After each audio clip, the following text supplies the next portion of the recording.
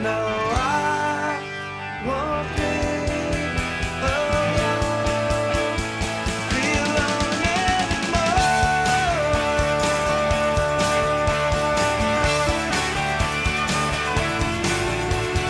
I know a place where I can go when I'm alone.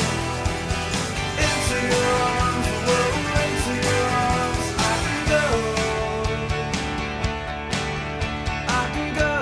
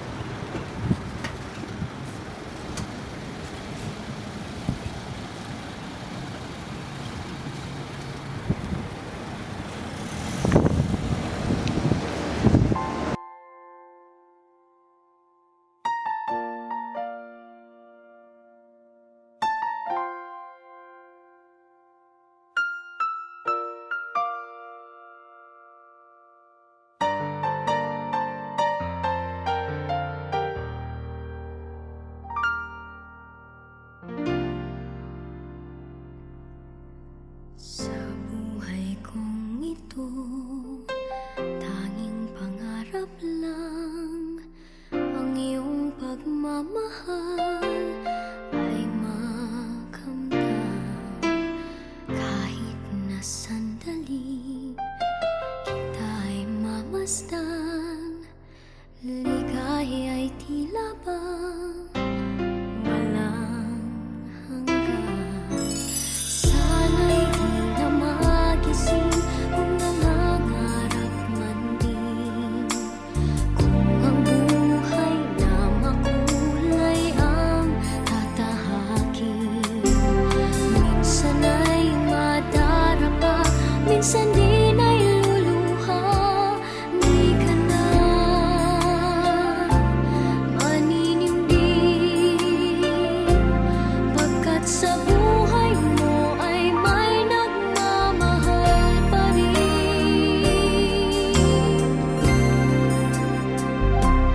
Iingatan ka, aalagaan ka, sa puso ko ikaw ang pag-asa. Sa ating mundo ay gagabay sa'yo, ang alay ko'y itong pagmamahal ko. May nagmamahal, aakay sa'yo. Aking inay, ikaw ang nagbigay ng buhay ko, buhay na kay ganda. Pangarap ko na makamtan ko na. Nay, happy 18th birthday. Hindi ko alam kung paano ko sisimula kasi kung din nag-usap tayo, alam ko excited ka para sa akin. Tapos, alam ko din, same time nagtatampo ka kasi dun sa kasal, late nyo na nalaman. Pero, gusto ko lang mag-sorry sa lahat. Pero, alam ko kung gaano ka ka-excited.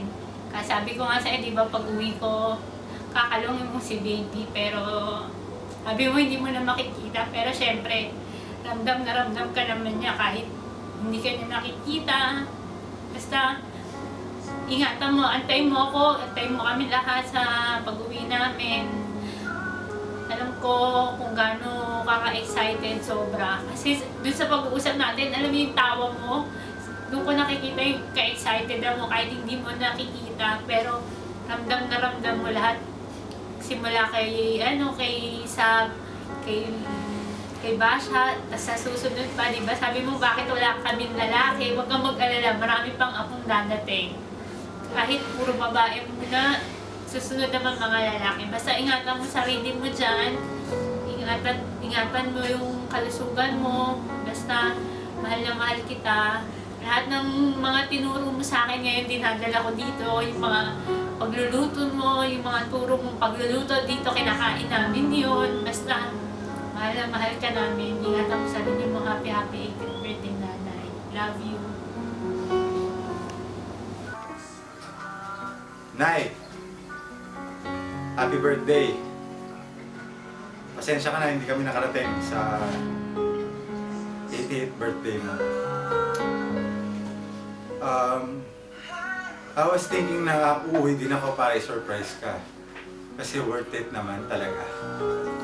Nagkataon, yung manager ko ay nagkaroon din ng emergency at kailangan niya din umuwi dahil yung tatay niya na-stroke. Well, pasalamat na lang din ako at hindi ko kinailangan umuwi na sa ganung pagkakataon. Sana magustuhan mo tong inanda namin para sa iyo. At sana alam namin na kahit anong effort itong ginawa namin ito, hindi sapat para pantayan kung anong mga nagawa mo para sa amin.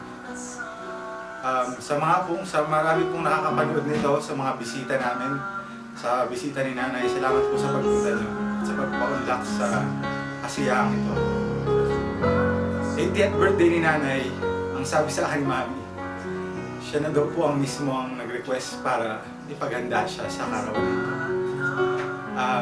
Hindi ko alam na kung paano ko tatanggapin yun na ikaw ang mismong humingi.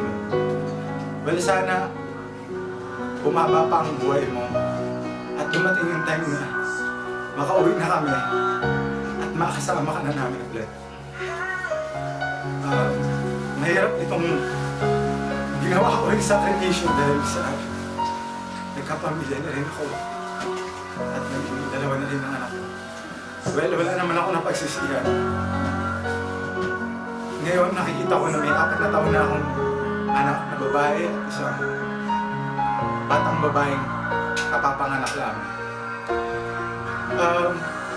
Gusto ko nang kunin itong pagkakataon na to na pasalamat kasi lahat ng ginawa mo para sa akin. Masasabi ko na naging mahalaga kang importanteng bagay o tao sa buhay namin, sa paglaki namin.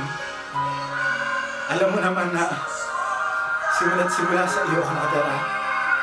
Hindi kita iniwan hanggang sa nag-asawa na ako at kinailangan ko ng mag-ibang bansa. Pero may nais akong gustong sisihin sa'yo. Yung ugali ko na hindi ako marunong kumain ng isda.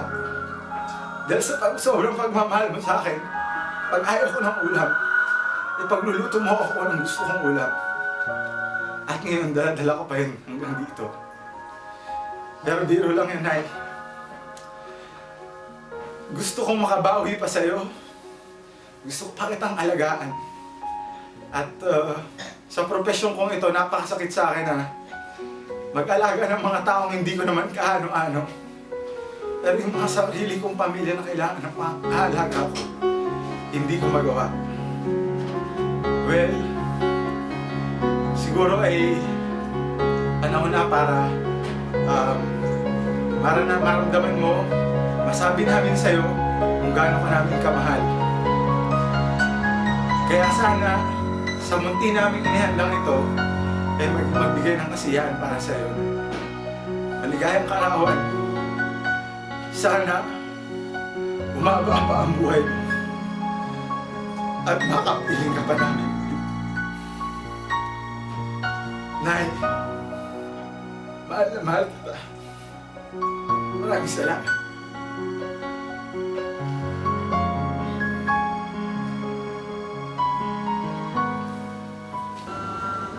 Nay, happy 80th birthday. Wala man kami dyan ngayon to celebrate it with you. Alam mo naman na nasa puso ka lang namin. Alam ko, hindi mo kami nakikita, pero nararamdaman mo naman yung pagmamahal namin para sa'yo. And kung nasaan man kami ngayon, lahat ng na-achieve namin sa buhay namin, naging parte ka nun. kasi tinuruan mo kami, mga apo mo. Hindi man kami ganun kadami, pero pinaramdam mo sa amin na pantay-pantay yung pagmamahal mo para sa amin. Ngayon, I would like to take this opportunity to thank you so much for everything you've done to us, especially to us. Kay ate, sa akin, tsaka kay Dennis. Alam nyo, sa mga tita ko, sa lolo ko, lahat ng tinulong nyo para sa amin na yung pinagdaanan namin sa buhay, nung nawala si Papa, hindi nyo kami iniwan, hindi nyo kami pinabayaan, and hindi ko yun makakalimutan. Dadalhin ko yun hanggang paglaki ko, ikakwento ko yun sa magiging asawa ko, sa mga anak ko, kung paano kayo naging parte ng buhay ko. And ngayon, 80 ka na, Nay. Wish ko lang sa'yo, yun nga, gaya ng wish ni Kuya Emon, hintayin mo kami, be healthy. Alam ko naman na mahal mo kami at mahal na mahal ka din namin. Salamat po sa lahat ng nagpunta. Hindi man po ang pamilya namin, pero yung pagmamahal namin para sa isa't isa, hindi po yun mababago. Nay, happy birthday. Mahal na mahal kita.